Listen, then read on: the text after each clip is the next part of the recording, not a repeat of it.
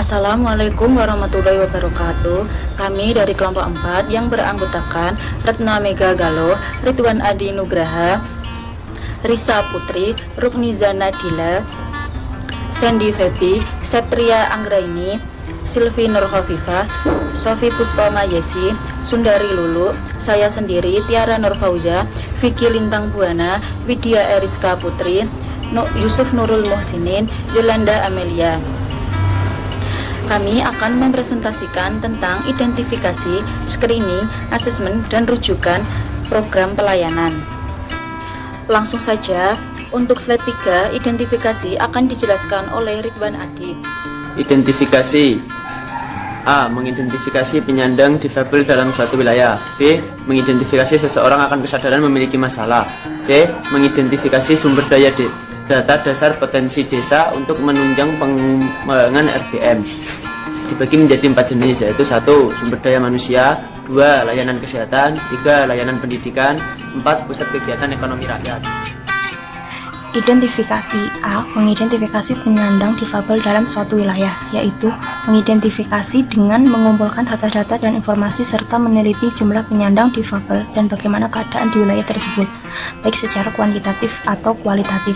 Contohnya, pada jurnal penelitian Humaniora Vol 14 nomor 2 Oktober 2009 15-32 oleh Purwandari dengan judul Pengembangan Model Rehabilitasi Berbasis Masyarakat atau RBM bagi penyandang cacat korban gempa bumi tektonik di wilayah Kabupaten Bantul dan Sleman atau Purwandari.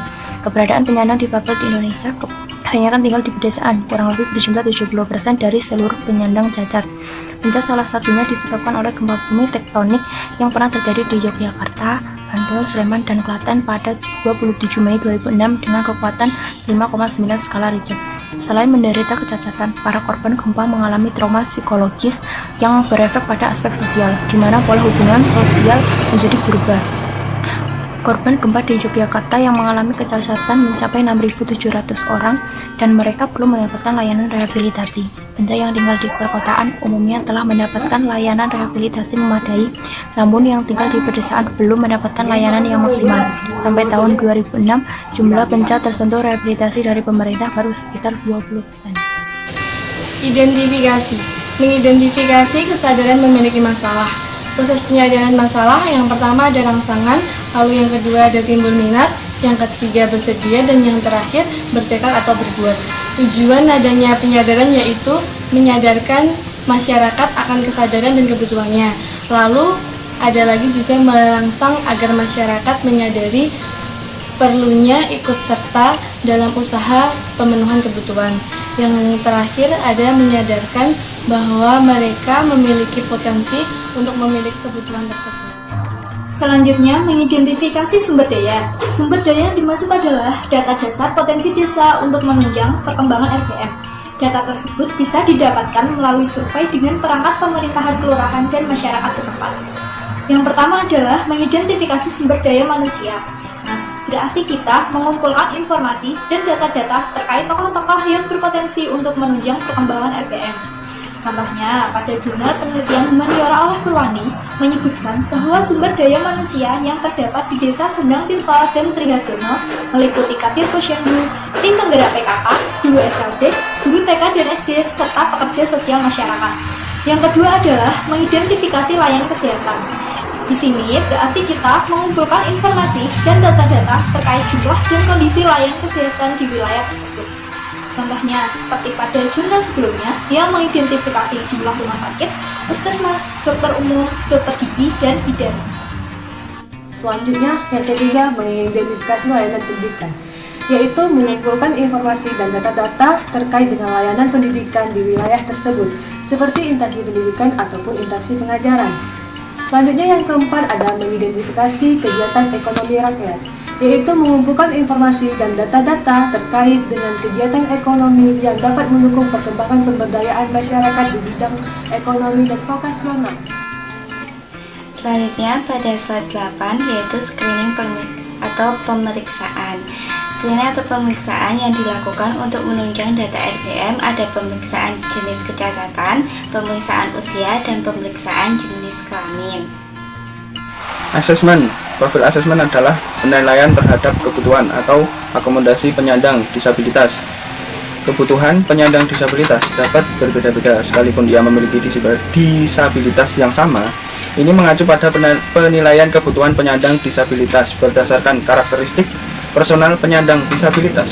Difabel profil assessment ini bertujuan untuk memudahkan pengadilan dalam memahami kebutuhan penyandang disabilitas, bagaimana melakukan pelayanan dan memenuhi akomodasi yang dibutuhkan sesuai dengan kondisi penyandang disabilitas.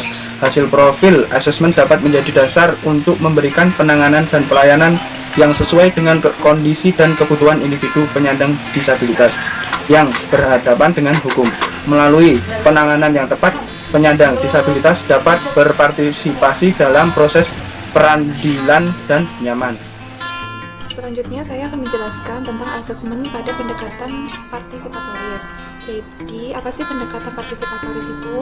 Yaitu suatu proses sosialisasi yang memfokuskan pada penanaman kebiasaan, adat istiadat, dan nilai dan norma yang berlaku tanpa adanya suatu paksaan ataupun kekerasan.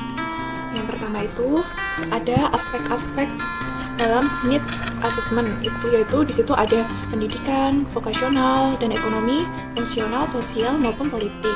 Yang kedua ada pemeriksaan. Pemeriksaan itu ada tipe kecacatan, usia, jenis kelamin, status sosial, pendidikan, agama, pekerjaan, tempat tinggal, status keluarga ataupun suku. Model pelaksanaan asesmen dalam pendidikan inklusi pada anak berkebutuhan khusus.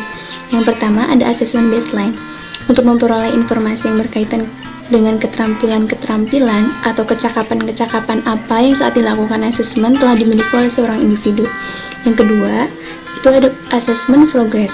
Tujuan pelaksanaannya, asesmen ini adalah untuk mengetahui tentang program layanan pendidikan yang sedang berjalan sehingga guru mendapatkan informasi yang jelas mengenai level perubahan yang terjadi. Yang ketiga, ada asesmen spesifik.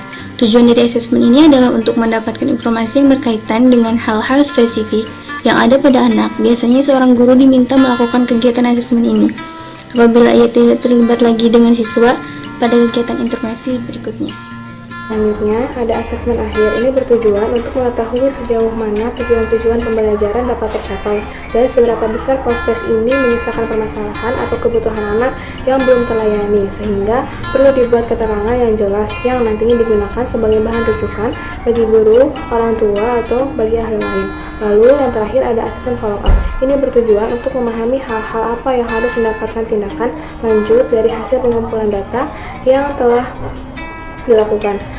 Hal ini dilakukan untuk memperoleh gambaran yang lebih jelas dan lebih konfirmatif tentang kondisi anak yang betul-betul membutuhkan tindakan lanjut.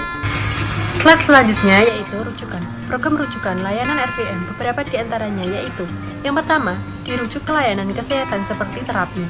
Yang kedua, dirujuk ke layanan pendidikan seperti SLB ataupun inklusi.